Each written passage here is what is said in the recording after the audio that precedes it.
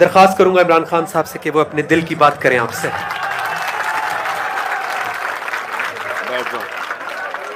बैठ जाओ। बिस्मिल्लाहिर्रहमानिर्रहीम। इय्याका नअबुदु व इय्याका नस्तईन। अच्छा मेरे कारकुनों, पहले तो मैं चेक कर लूंगा किधर किधर से आप सब आए हैं। लाहौर हमेशा इधर, उसके बाद फैसलाबाद, उसके बाद कोटद्दू। कमाल है, कोटद्दू से भी यहां लोग पहुंच गए। अच्छा, और मेमन से खैबर की पिछली लाइन है, चुप करो। दूसरा पिछली खैबर है जी। खैबर इसके पीछे स्वाबी आएगा। स्वाबी वो गोजरावाला। किधर? गोजरावाला। गुजरावाला मियां वाली। चले, शुक्र है मियां वाली भी पहुंच गया यहाँ। शुक्रिया। अच्छा जी, अच्छा आप टाइम कितना एग्जैक्टली?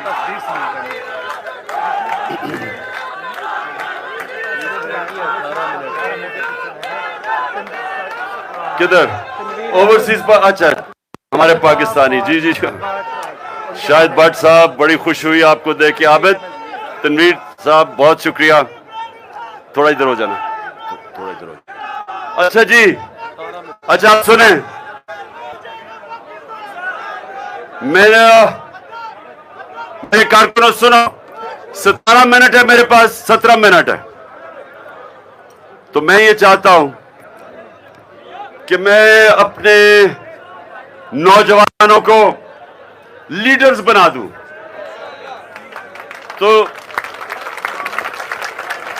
क्योंकि फिर से अच्छा, मैं बाहर भी लोग हैं, बाहर भी हैं। अच्छा, बाहर भी हमारे टाइगर बाहर सुन रहे हैं, तो उनके लिए भी, उन सबको मैं आज, हाँ इमरान टाइगर्स भी हैं वहां, और मैं सारों को आज सलाम भी पेश करता हूं।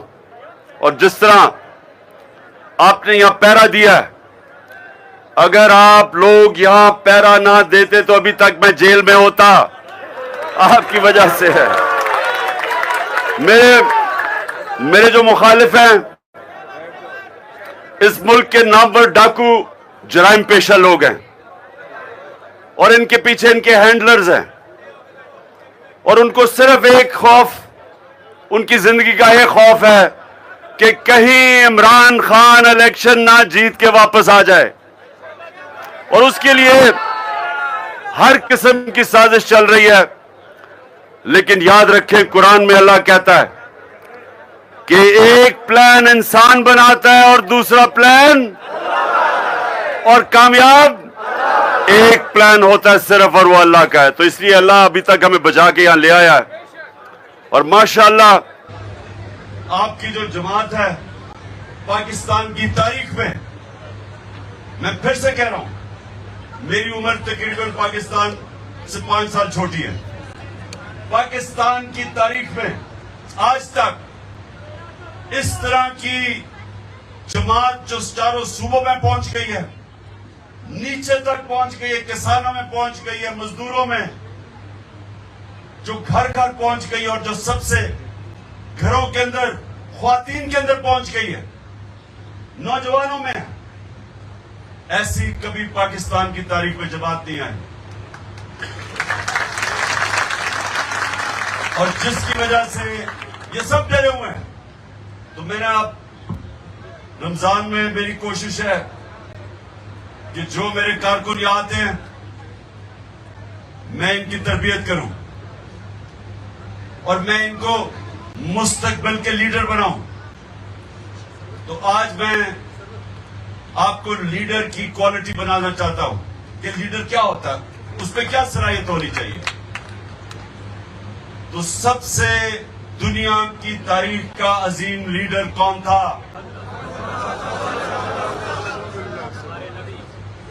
हमारे नबी मोहम्मद मुस्तफा सल्लल्लाहु अलैहि वसल्लम।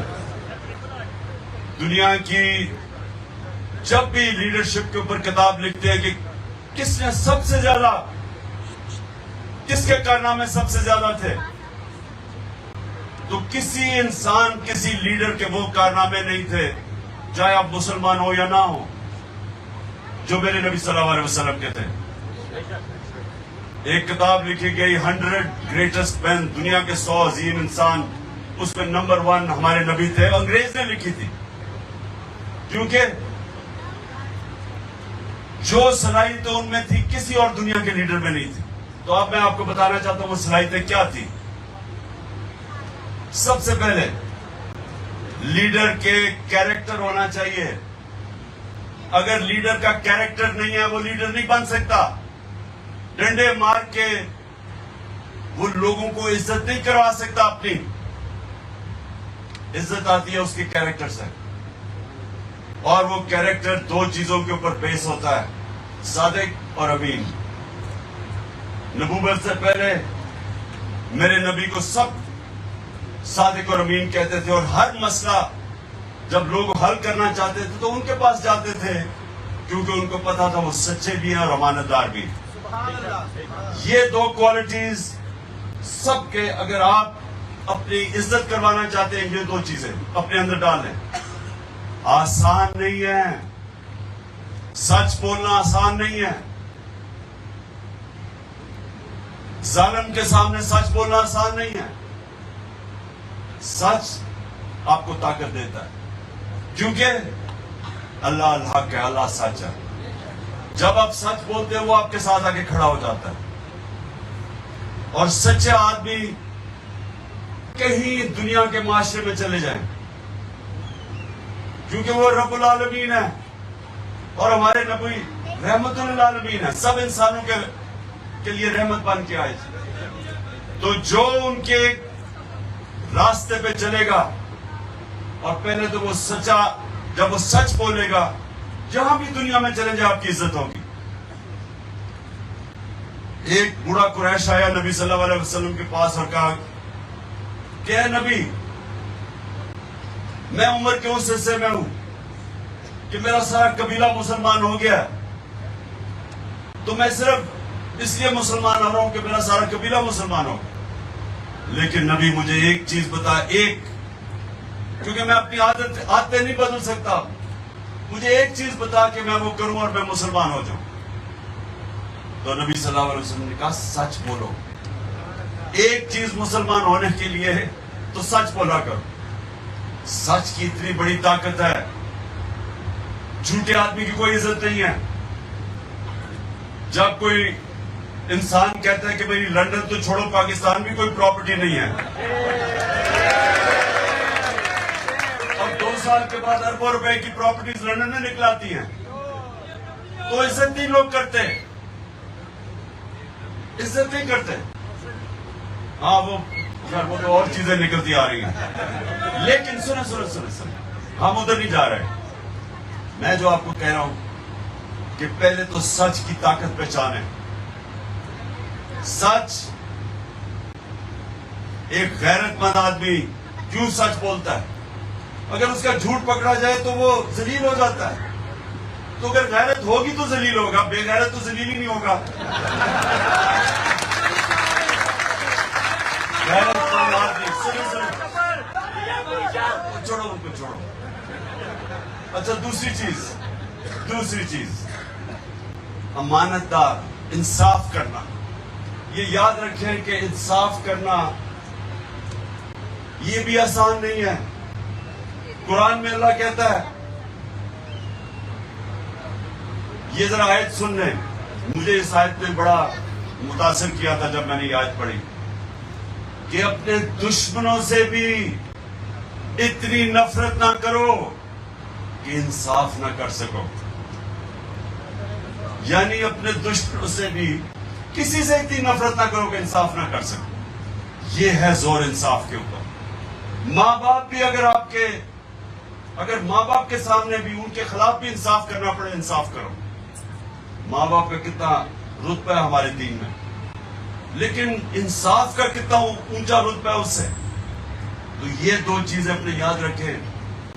कि जब भी आए, मसलन आप जब कैप्टन बने या आप कोई यूनियन काउंसिल के नाज़िम बने या आगे जाए डिस्ट्रिक्ट में बने या एमपी बने या एमएलए बने, याद रखें आपके ऊपर सबसे ज्यादा लाजिम है कि आप इंसाफ करें, क्योंकि उसको लीडर मानते हैं लोग जब पता है कि वो सिफारिशी नहीं खिलाता, वो इंसाफ करता है।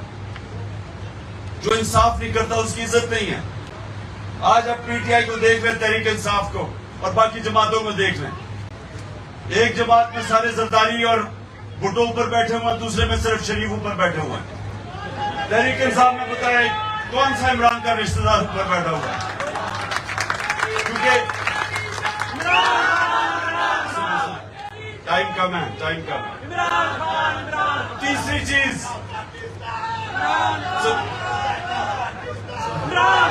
बस तीसरी क्वालिटी, दो क्वालिटीज मैंने बता दी। तीसरी क्वालिटी, तीसरी जो क्वालिटी है वो कि बुज़दिल इंसान लीडर नहीं बन सकता। जो लीडर बनता है उसको अपने खौफ के ऊपर काबू पाना पड़ता है। ये नहीं कि हमें खौफ नहीं है, सबको खौफ होता है, लेकिन लीडर तब बनेगा जब वो खौफ के ऊपर काबू पा ले। क्योंकि अगर मसलन अगर फौज है और वो देखे कि उनका कमांडर या उनका जो ऊपर जनरल या मेजर वो डर गया, तो सारी फौज उसकी इज्जत करनी छोड़ देती है। खालिद बिन वलीद दुनिया की तारीख का शायद ही कोई इस तरह का जनरल आया हो। अगली सबसे आगे लड़ता था खालिद बिन वलीद, सबसे आगे लड़ते थे, लीड करते थे, तो फिर थोड़े से लोगों से वो जीत जाते थे। क्योंकि लीडर आगे, जब तक लीडर खड़ा है उसकी टीम खड़ी है। क्रिकेट कैप्टन, सारी खेलों के अंदर सिर्फ एक कैप्टन में लीडरशिप की जरूरत है, एक खेल में, वो है क्रिकेट। मैदान में जब मुश्किल वक्त आता है सारी टीम कैप्टन की तरफ देखती है। जब एक मैच फंस जाता है, क्राइसिस आता है, टीम हारने लगती है, तो सारी टीम कप्तान की तरफ देखती है। जिधर कप्तान गिरा टीम गिरी, जब वो खड़ा हो गया टीम लड़ती रहती है। ये किसी में भी, हर चीज में दुनिया में लीडर वो होता है जो प्रेशर बर्दाश्त करता है, जो मुश्किल वक्त पे खड़ा होता है, जो डरता नहीं है, जो अपने खौफ पे काबू पाता है। तो ये तीसरी क्वालिटी है। और अल्लाह कुरान के अंदर जो हम अब उस पर जब अमल करते हैं तो हमारा दीन ही हमें ताकत दे देता है। क्योंकि अल्लाह जब ये कहता है कि जिंदगी मौत मेरे हाथ में, इज्जत जिल्लत मेरे हाथ में और रिस्क मेरे हाथ में, जब ये तीन चीजें जो सबसे बड़े इंसान में खौफ पैदा करता है, जब अल्लाह कहता है मेरे हाथ में है, तो आपके खौफ दूर कर रहा होता है। और फिर कुरान की आयत है कि जो लोग ईमान ले आए हैं अल्लाह उनके खौफ दूर कर देता है। और इसलिए जब नबी सल्लल्लाहु अलैहि वसल्लम ने मदीना की रियासत में वो अरब जिनकी हैसियत नहीं थी, उनको जब एक कौम बनाया और उन्होंने दो सुपर पावर्स उनके देखते देखते 10-11 सालों में वो गिर गई, तो वो आजाद लोग थे, खौफ से आजाद हो गए, मौत के खौफ से आजाद हो गए। और वो लोग, आजाद लोगों ने दुनिया की इमामत की।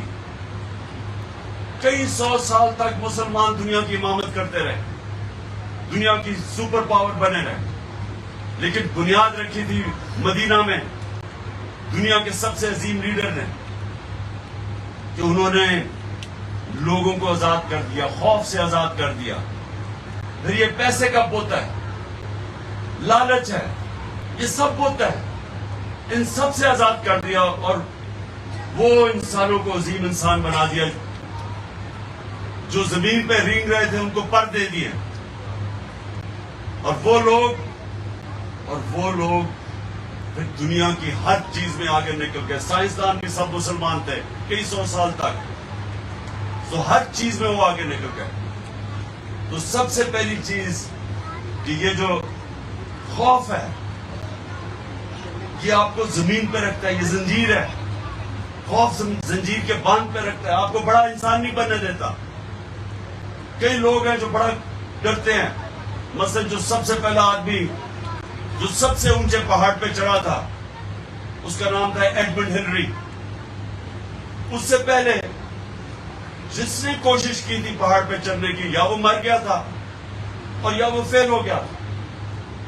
तो सोचे कि जब ये पता हो कि मेरे से पहले या मर गए थे, क्योंकि बड़ा मुश्किल था उन दिनों में, आज से 70 साल पहले सबसे ऊंचे पहाड़ पे चलने का, तो या वो मर गए थे या वो हार मान के वापस आ गए। तो जब एक आदमी एडमंड हिलरी ने फैसला किया कि मैं चढ़ूंगा, तो उसने सबसे पहले अपने खौफ के ऊपर काबू पाया, मौत के खौफ के ऊपर काबू पाया। और सारी दुनिया याद रखेगी उस पहले आदमी को जो सबसे ऊंचे पहाड़ पे चढ़ गया, माउंट एवरेस्ट पे। उसी तरह स्पोर्ट्स में, क्रिकेट में मैं बताऊं, मैं क्रिकेट खेलता था। तो जब मैं क्रिकेट खेलता था, बड़े बड़े अल्लाह ने टैलेंट खिलाड़ियों में दिया हुआ था, लेकिन वो बैट्समैन गेंद लगने से डरते थे, उसकी वजह से ऊपर नहीं जा सके, या वो हारने से डरते थे। ये भी बहुत बड़ा खौफ है, हारने का खौफ। बिजनेसमैन होता है वो जो डरता है कि मुझे नुकसान ना हो जाए, वो कभी बड़ा बिजनेसमैन नहीं बनता। हर जगह इंसान को चैलेंज आता है, और बड़ा इंसान वो होता है जो अपने खौफ पे काबू पा जाता है। और फिर ये याद रखें कि जो आपकी जिंदगी है ना, वो कभी सीधी लाइन पे ना ऊपर जाती है ना नीचे आती है। ये जरा गौर से सुने आप। जिंदगी जो है ना, वो ऊंच नीच का नाम है। अच्छे वक्त बुरे वक्त आते हैं जिंदगी में। ये कोई भी आज, मसलन मैं अगर क्रिकेट में बड़ा नाम था, तो बड़े बड़े मुश्किल वक्त आए, हारा, यानी बड़े बड़े मैचेस भी हारे, फेंटे पड़े। यानी ये नहीं कि मैं एकदम ऊपर चला गया, बड़ी होता क्या कि आप एक जगह पहुंचते हैं, आप हारते हैं, आप नीचे आ जाते हैं। जब आप नीचे आते हैं, अल्लाह फिर आपको इम्तिहान में डाल देता है। वापस ऊपर वो आदमी आता है जिसको हार हरा नहीं सकती, वो हार नहीं मान जाता, वो फिर से खड़ा होता है। और वो सबसे इंपॉर्टेंट चीज, अपनी गलतियों का जायजा लेता है कि मैं क्यों हारा था। मैं जब क्रिकेट खेलता था, सोने से पहले सारा नोट करता था कि मैंने ये गलती की, ये गलती की और ये गलती की। फिर मैं जाता था प्रैक्टिस करके, वो अपनी गलतियों को दूर करने की कोशिश करता था। कई एक हफ्ते में हो जाती थी, कई 6 महीने में होती थी गलतियां दूर, कई 1 साल लग जाता था, और कई मेरी ऐसी गलती जो 3-4 साल लगे मुझे दूर करने में। लेकिन ऊपर तब आप जाते हैं जब आप अपनी गलतियों का जायजा लेके, मेहनत करके, दूर करके फिर ऊपर जाते हैं। और फिर आप ऊपर जाते रहते हैं, फिर आपको नुकसान होता है, फिर आप कोई करते हैं, फिर और ऊपर चले, इस तरह ऊपर जाते हैं। कोई ये, हम जब बचपन में, मैं जब 12-13 साल का था, तो मैं ये सोचता था कि मैं एक मैच देखने गया हूं, टेस्ट मैच। उन्होंने कहा जी ये खिलाड़ी कब हो गया, मैंने हाथ खड़ा किया, उन्होंने मुझे खिला दिया और मैं स्टार बन गया। ये सिर्फ ख्वाब में होता है ऐसे, असल जिंदगी में ऐसे होता नहीं है। जिंदगी एक मेहनत और मुश्किल का नाम है, जिंदगी एक जद्दोजहद का नाम है। और जब तक आप अपने आप को चैलेंज करते रहते हैं, आप सीखते जाते हैं और ऊपर जाते रहते हैं। और आखिर में जो लीडर होता है, वो अपने आप से बाहर निकल आता है, वो अपनी मैं को काबू करता है, वो अपनी मैं का गुलाम नहीं बनता, वो अपने मैं और मैं का बुत तोड़ता है। कोई भी बड़ा लीडर होता है, वो अपनी जात के अंदर जो अपनी सोचता है, वो कभी बड़ा लीडर नहीं बन सकता। लिहाजा नबी सल्लल्लाहु अलैहि वसल्लम ने जब इतनी मुश्किलों के बाद सारा अरब उनके नीचे आ गया, सारे अरब का मालिक बन गए मुश्किलों के बाद, तो अराफात में जब आखिरी खुतबा देते हैं और जब अपना खुतबा खत्म करते हैं और कहते हैं हम लोगों से कि बताओ कि मैंने दयानतदारी से अल्लाह को आपका पैगाम दिया, क्योंकि आज मैंने आपका अल्लाह का पैगाम मुकम्मल कर दिया। तो सारे ही लाख लोगों की आवाज आई कि हाँ नबी, आपने दयानतदारी से अल्लाह का पैगाम दिया हमें। फिर रोना शुरू कर देते हैं लोग, क्योंकि उनको एकदम ये सोच आती है कि ये अगर पैगाम पूरा कर दिया तो अब तो इन्होंने हमारे में रहना नहीं है। ये तो पैगाम देने के लिए आए थे, ये जात के लिए नहीं आए थे, ये अपने महल बनाने के लिए, जायदादें बनाने के नहीं आए थे, ये तो एक अल्लाह का पैगाम लेके आए थे। इसलिए आज तक और जब तक दुनिया रहेगी हम उनके लिए अपनी जानें कुर्बान देने के लिए तैयार हैं, क्योंकि वो हमारे लिए आए थे, अपने लिए नहीं आए थे। और कायदे आजम हमारे जो इस मुल्क का लीडर लंग कैंसर से मर रहे थे, किसी को पता नहीं चलने दिया कि कहीं पाकिस्तान को रोक ना दे बनने से। अपनी जात के लिए नहीं आए थे, उनको तो पता था कि उन्होंने जिंदा नहीं रहना, लेकिन हमारे लिए उन्होंने पाकिस्तान के लिए आखिरी दम तक जद्दोजहद की, जिसके लिए जब तक हमारा मुल्क रहेगा हम कायदे आजम को सलाम भी करें, उनके लिए दुआएं भी देंगे। अच्छा जी, दुआ करते हैं। रोजा तकरीबन खुल के आजान होने से पहले 4 मेरी अल्लाह से दुआ है, 4 मेरे साथ हाथ उठाएं, दुआ करें। अल्लाह पाकिस्तान को मदीना के रियासत के असूलों के ऊपर एक अजीम कौम बना। अल्लाह पाकिस्तान वो मुल्क बने जो कोई इंसान भूखा ना सोए। अल्लाह पाकिस्तान में अदल और इंसाफ पैदा कर और इंसानों को कानून के सामने एक बराबर कर दे। और आखिर में खास तौर पे यह मुमान इधर से कबायली इलाके से बहुत लोग जाते हैं बाहर नौकरियां ढूंढने के लिए, तो मैं आपके लिए भी, क्योंकि माएं बहनें बच्चे सब याद करते हैं जब कमाने वाला बाहर चला जाए, तो मेरी आखिरी दुआ ये है कि अल्लाह पाकिस्तान को वो मुल्क बना जो बाहर से लोग पाकिस्तान में नौकरियां ढूंढने आए।